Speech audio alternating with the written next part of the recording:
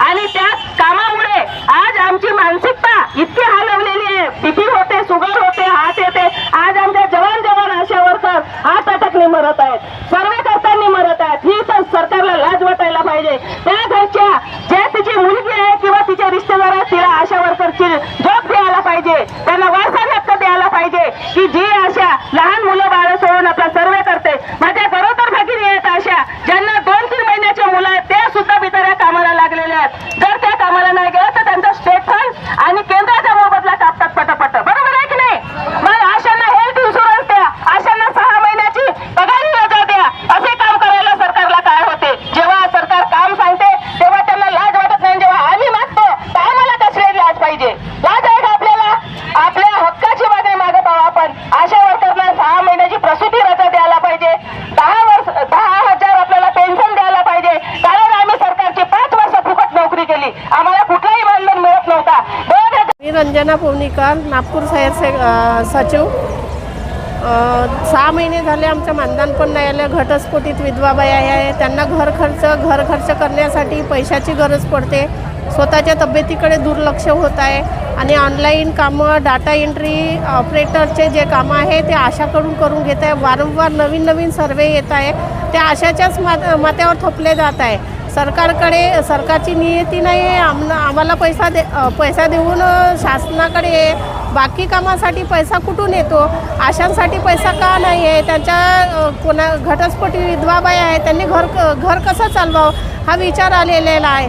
आमची प्रकृती खालवत चालली आहे, तरी शासनाला लाज वाटायला पाहिजे की आशा ही स्वयंसेविका आहे, तरी तिला मानधन वेळेनवेळी देत नाही। महिन्याच्या महिन्याला आमच्या खात्यामध्ये मानधन द्यावे आणि आम्हाला पेन्शन योजना, ग्रॅज्युइटी आणि 65 वर्षाचे जे 60 वर्षात रिटायरमेंट करत आहे ते 65 वर्ष पूर्ण झाल्यावर करावे आणि आम्हाला ग्रॅज्युइटी आणि पेन्शन लागू करण्यात यावी। नरसाळा UPSCतून बोलत आहे। मी नागपूर जिल्ह्याची आशा आहे।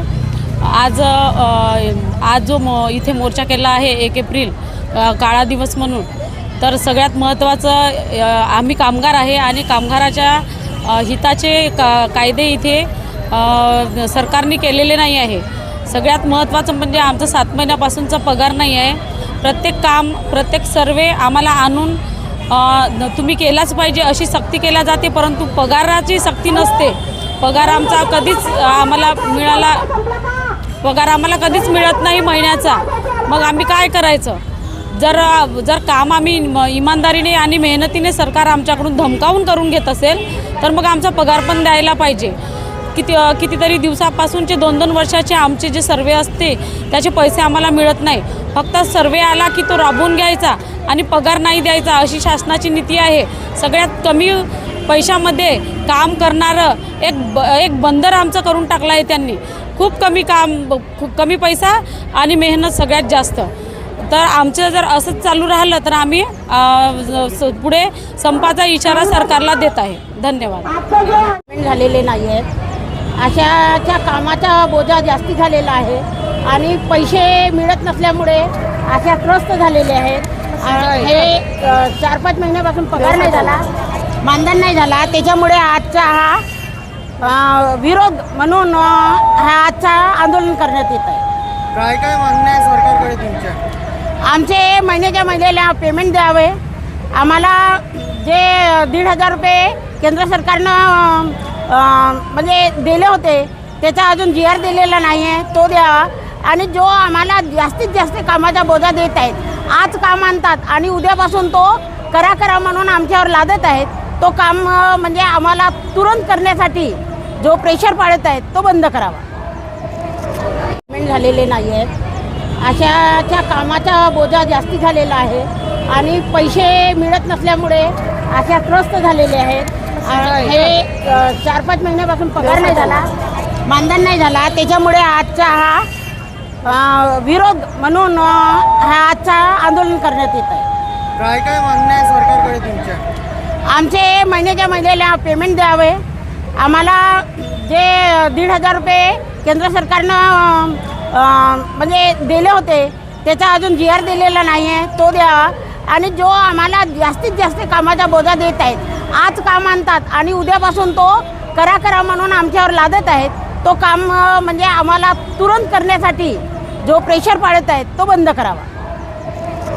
सर तुमचा परिचय द्या ना, आजचे आंदोलन काय साठी तर केलं जाते त्याच्याबाबत जानकारी द्या. मी कॉम्रेड राजेंद्र साठे, आशा व गटपोतक कर्मचारी युनियन CITUच्या नागपूर व भंडारा जिल्हा अध्यक्ष आहे. आजचे जे आंदोलन जे आहे, जे भारतीय घटनेमध्ये कामगारांच्या हिताचे 29 कामगार कायदे जे होते, जे डॉक्टर बाबासाहेब आंबेडकरांनी भारतीय संविधानामध्ये जे नमूद केलेले आहेत, ते कामगार कायदे संपवून कंपनी मालकाच्या हिताच्या 4 नवीन कामगार संहिता जे कामगारांकरता धोकादायक आहे, ते आजपासून नरेंद्र मोदी सरकार जनतेवर लादत आहे. जे कामाचे 8 तास होते, आरामाचे 8 तास होते आणि करमणुकीचे 8 तास होते, त्याला संपवून कामगाराकडून 12 तास काम करून घेण्याचा हा प्रयत्न हे मोदी सरकार आहे. कामगार जे आहे स्वतःच्या मनाने सुट्टी घेऊ शकत नाही, कोणते आंदोलन करू शकत नाही, स्वतःहून काम सोडू शकत नाही आणि कंपनी मालक त्याच्या मनात जेव्हा आलं तेव्हा कामगारांना कामावरून काढून घेऊ शकतं. त्याचा आम्ही निषेध करतो. म्हणून आजचा जो दिवस आहे याला आम्ही काळा दिवस म्हणून साजरा करीत आहोत. दुसरा जो विषय जो आहे, आशा वर्कर व गटप्रवर्तक यांना काही मानधन हे केंद्राचे मिळतं, काही मानधन राज्याचे मिळतं, परंतु सप्टेंबर महिन्यापासून केंद्राचं मानधन यांना मिळालेलं नाही आहे. त्याचबरोबर क्षयरोग, कुष्ठरोग, हत्तीरोग, त्यानंतर आरोग्यवर्धनीचे काम, सीबॅक फॉर्म भरण्याचे काम, या आणखी इतर विविध जे काम आहेत त्यांचा जो मोबदला जो मिळायला हवा, जो केंद्र सरकार देतं, तो 1 वर्षापासून त्यांना मिळालेला नाही आहे. म्हणजे राज्यामध्ये काम करणाऱ्या आशा वर्कर आणि गटपोतक आहे त्यांचे 133 कोटी रुपये राज्य सरकार मार्फत देणे आहे, जे केंद्र सरकारने राज्याला पाठवलेले नाही आहे. परंतु इतर जे विविध जे प्रकारचे जे काम आहे, जसं जनगणनेचे काम आहे, जे BLOचे काम आहे, या आणखी इतर सर्वे आहे, ते जोर जबरदस्ती करून त्यांच्यावर थोपवण्याचे काम चालत आहे. ऑनलाईनचे काम हे आशाचे नाही आहे, त्याकरता डाटा ऑपरेटरची नेमणूक करावी आणि आशांची नेमणूक ज्या कामाकरता करण्यात आलेली आहे तेच काम आशा वर्करकडून करून घ्यावे, ही आमची मागणी आहे. त्यामुळे आशा वर्कर जे महत्त्वाच्या कामापासून दुरावल्या जात असल्यामुळे माता मृत्यू आणि बालमृत्यूचे हे प्रमाण वाढत आहे आणि आशा वर्करला जे रिटायरमेंटची वय 60 वर्ष करण्यात आलेली आहे ती रद्द करून आशा वर्करची रिटायरमेंटची वय अंगणवाडीप्रमाणे 65 करण्यात यावी. रिटायरमेंटनंतर त्यांना 5 लाख रुपये ग्रॅज्युटी व 10,000 रुपये पेन्शन देण्यात यावे, ही आमची मागणी आहे. आशा वर्कर गटपोतक हे सरकारचे काम करतात, त्यांचा तो अधिकार आहे. आरोग्य क्षेत्राचे महत्त्वाचे काम करतात, त्यामुळे त्यांना सरकारी कर्मचाऱ्याचा दर्जा देऊन त्यांना 30,000 रुपये वेतन द्यावं, ही आमची केंद्र आणि राज्य शासनाकडे मागणी आहे. अधिकाऱ्यांना नाही. प्रीतीताई म्हणत होते की उषा मेश्राम आता बोलतील, तर मी प्रत्येक वेळी नागपूरला बोलत असते, जेव्हा जेव्हा येते तेव्हा तेव्हा एकही असा वेळ नाही आहे तर मी बोललेली नाही. पण माझ्या थोडा गळ्याचा प्रॉब्लेम आहे, जरा जास्त बोलला तर जरा चुकल्यासारखं होते, म्हणून मी जास्त बोलणार नाही. पण मला असं म्हणायचं आहे की आपले 6 महिने जर मानधन जर नाही झाले तर आपण बेमुदत संपावर जायची तयारी आहे का?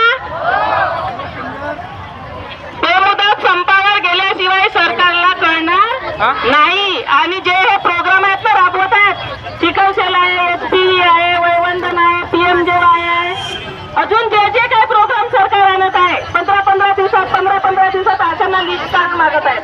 बरोबर आहे की नाही? आता लिस्ट काढतच राहा. आपली लिस्ट कशा करिता झाली